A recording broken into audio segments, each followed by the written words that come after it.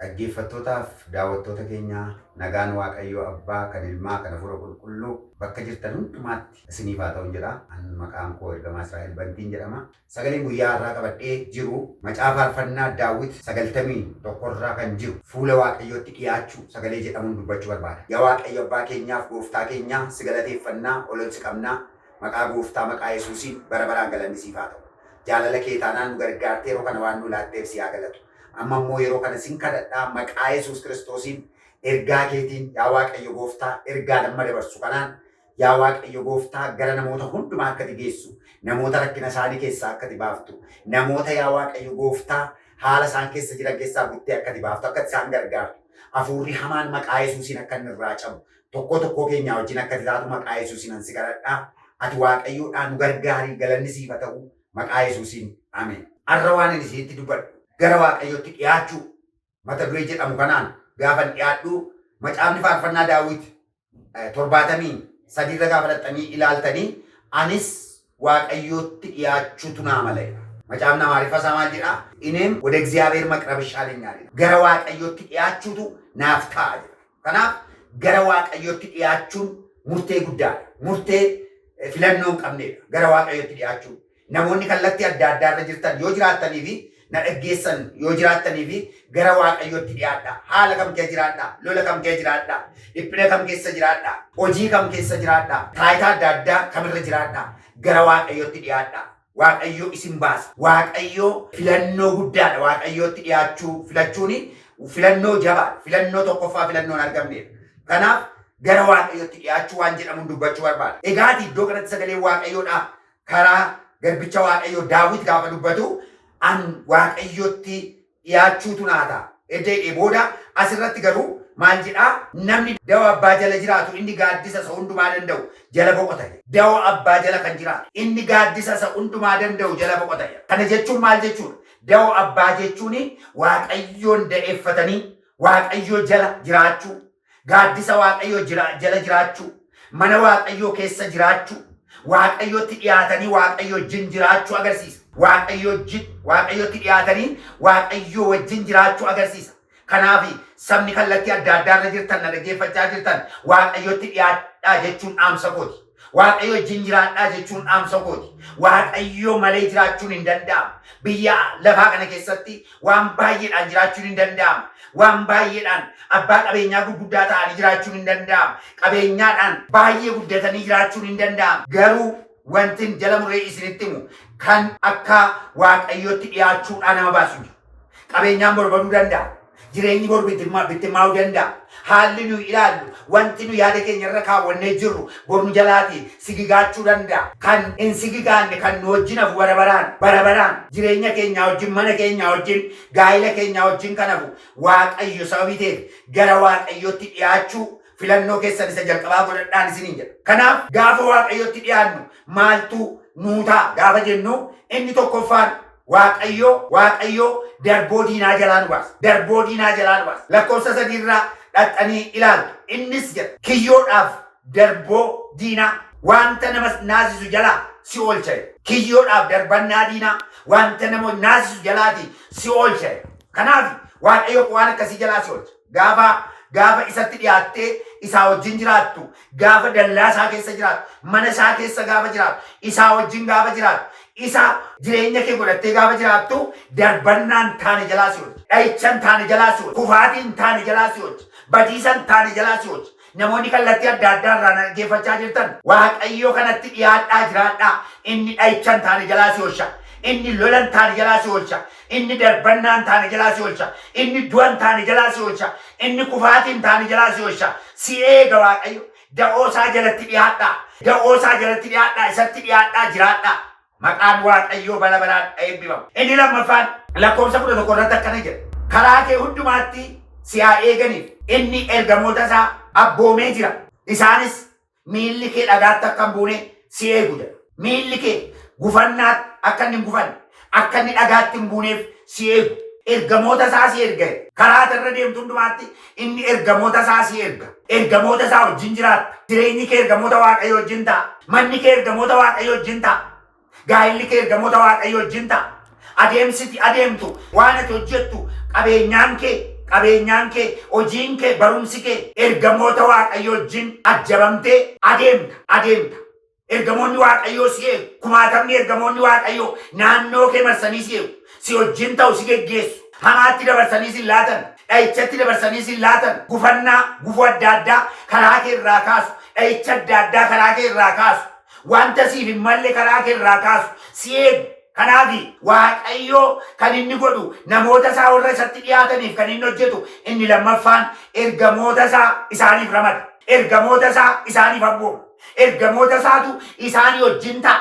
Kumaatama ergamoota Waaqayyoo gidduu jiraatta. Yoo rafte isaanii wajjin, yoo olte isaanii wajjin, yoo hojjette isaanii wajjin, kallattii adda addaatti mana barumsaa yoo jiraatte isaanii wajjin, konkolaachisaa yoo taate isaanii wajjin, hojii adda addaa keessa yoo jiraatte isaanii wajjin jiraatta. Qobaan jiraattu. Marsanii si eegu, si geggeessu. Obboleettii ko wanta si dhaamu yoo jiraate isaa wajjin jiraachuuf gara Waaqayyootti dhiyaadhu.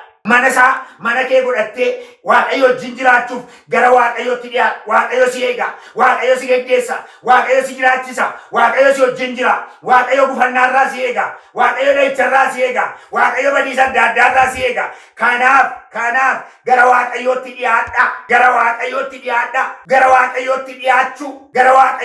dhiyaachuu filmaata isa lammaffaa, isa sadaffaa, isa arfaffaa, isa shanaffaan godhina. Gara Waaqayyootti dhiyaachuun filmaata keenya isa tokkoffaa ta'uun irra jira. Filmaata keenya isa tokkoffaa inni kaan isa lammaffaa, isa sadaffaa godhachuu dandeessa. Gara Waaqayyootti dhiyaachuun filmaata keenya isa tokkoffaa ta'utu irra jira. Galanni Waaqayyoof haa ta'u. Inni immoo sanaan booda si eega, si geggeessa. Ilaa akkana jedha lakkoofsa 13 irraati. Inni jedha batakulaan Yaablaay ficaan maalle ambassaa hundaa zandoon tiraqqaalleedha. Kana jechuun maal jechuudha? Orra torbaan qabaa fi bineensa akka bofaafaa, akka jawweefaa isaan irra si ejjechiisa. Kana jechuun maal jechuudha? Bineensonni kun uumamumaan bineensa baay'ee jabaadha, bineensa baay'ee cimaadha, bineensa baay'ee hin danda'amnedha. Bineensota jiran keessaa baay'ee bineensa jabaadha jedhamanii beekaman, baay'ee bineensa hin danda'amne jedhamanii yaadamani. Waaqayyoo orra hafuura akkasii qaban irra si ejjechiisan. Kana jechuun maal jechuudha? Wanta humna kee ol ta'e, wanta hin dandeenye, wanta naan danda'amu kun kan akkamittan danda'a waan ati jettu waan akkasiirra si dhaabsi si ejjechiisa. Isaanirra si ejjechiisa. Isaaniin si moosisiisa. Isaaniin mootee jiraata. Warra akka torbaan qabaafaa jabaatan, warra akka leencaafaa jabaatan, warra akka jawweefaa jabaatan, warra akka bofaafaa cimootaan isaan sanyii akkasiirra si dhaaba Waaqayyo. Har'a ergaan sii qaba. Bakka jirturra jiraattee natti ulfaate, naan taane, humna koo gararraa ta'e, naan danda'amne waan iti jettu yoo jiraate har'a ergaan sii qaba. Namni na dhaga'aa jirtu Waaqayyo isaan ol si jiraachisa. Waaqayyo isaan gararraa si jiraachisa. Isaan moosisee si jiraachisa. Miilla kee isaan irra dhaaba. Miilla kee isaan gararraa godha. Kanaaf ati duwwaan gara Waaqayyootti dhiyaadhu. Ati duwwaan gara Waaqayyootti dhiyaadhu. Waaqayyo jala gali. Waaqayyo jala gali. Inni kaanitti sii dabalama. Inni kaaniin dhufa. Isa kaaniin argachuudhaaf yeroo kee of jalaan qisaasessin, yeroo kee of jalaan gumin sii dhufan ni kaan, sitti argaman ni kaan, sii ta'an ni kaan. Filannoo keessa jalqabaa garuu Waaqayyootti dhiyaachuu godhan. Filannoo keessa jalqabaa Waaqayyootti dhiyaachuu godhan. Inni gara biraan ati na kadhatta ani immoo sin dhaga'a. Lakkoofsa 15 irratti ati na kadhatta ani immoo sin dhaga'a. Yeroo rakkinaattis sin oolcha. Yeroo rakkinaattis sin oolcha. Atis Waaqayyoon hin kadhatta, Waaqayyo si dhaga'a. Ati Waaqayyoof orma miti Waaqayyotti dhiyaannaan. Ati Waaqayyoof orma miti Waaqayyoo wajjin jiraachuu shaakaltee jennaan si dhaga'a Waaqayyo. Iddoo teessu teesseennaa kadhatteef si dhaga'a. Lafa jiraattu jiraattee ennaa waan ta'eef si dhaga'a. Inni immoo rakkina keessatti si gargaara. Inni immoo rakkina keessatti si oolcha.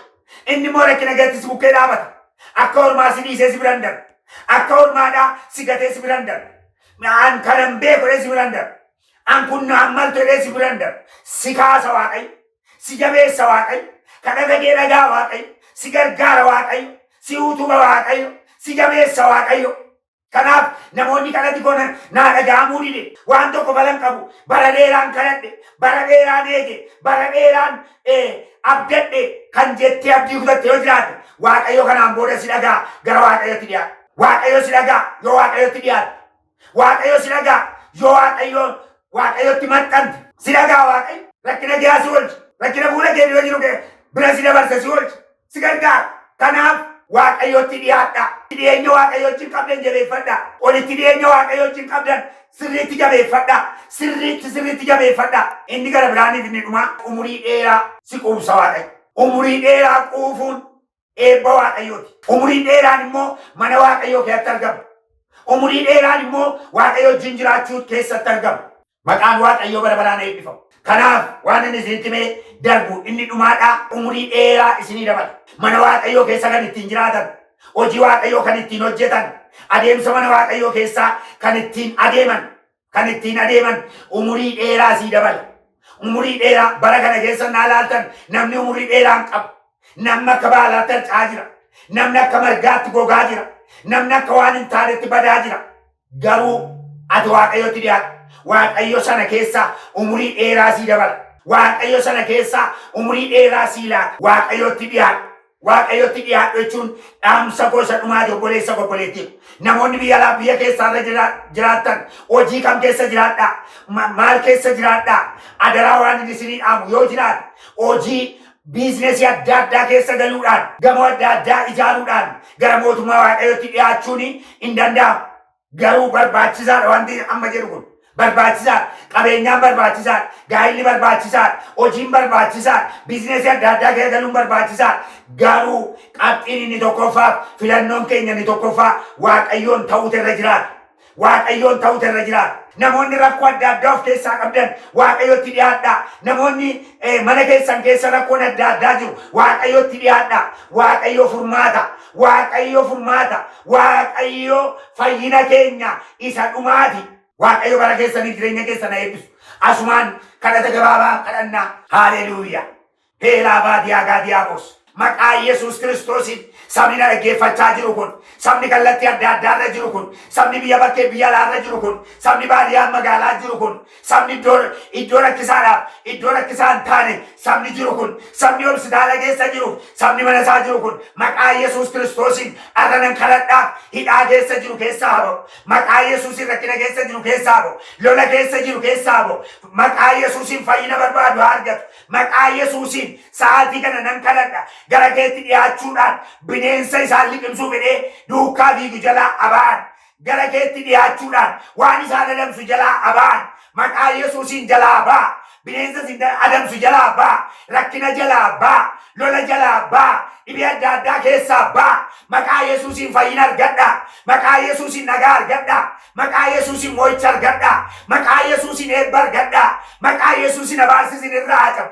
Abaarsi isinirraa haa cabu. Abaarsi karaa zarii gadhiifame isinirraa haa cabu. Abaarsi kallattii adda addaan gadhiifame isinirraa haa cabu. Nagaa argadhaa maqaa Yesuusiin. Eebba argadhaa maqaa Yesuusiin. Ulfina argadhaa maqaa Yesuusiin. Mana keessan keessatti nagaa argadhaa.